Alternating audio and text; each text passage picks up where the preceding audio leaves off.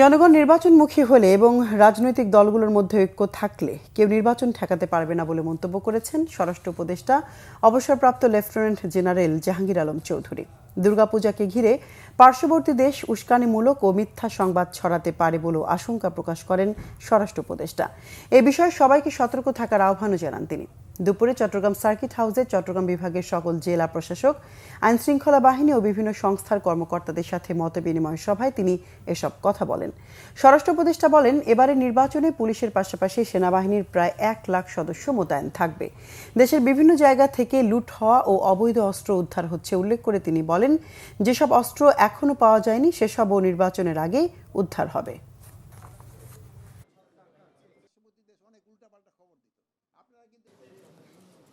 নির্বাচনটা তো শুধু আইন শৃঙ্খলা বাহিনীর উপরে নির্ভর করে না, নির্বাচনটা নির্ভর করে জনগণের উপরে। জনগণ কিন্তু এর হলো মেইন। জনগণ যদি নির্বাচনমুখী যে সময় হয়ে যাবে সে সময় এটা কেউ আটকাতে পারবে না। আর তারপরে হলো রাজনীতি দলগুলির ভিতরে তাদের যদি একটা মতৈক্য হয়ে যায় তবে কিন্তু নির্বাচনটা করতে কিন্তু খুবই সুবিধা হয়।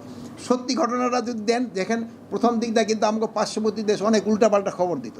আপনারা কিন্তু এটা কাউন্টার করায় আপনারা সত্যি খবরটা দেওয়ায় কিন্তু এখন কিন্তু তাদের সংখ্যা কমে গেছে। বাট এই পুজো উপলক্ষে কিন্তু তারা আবার করা শুরু করবে।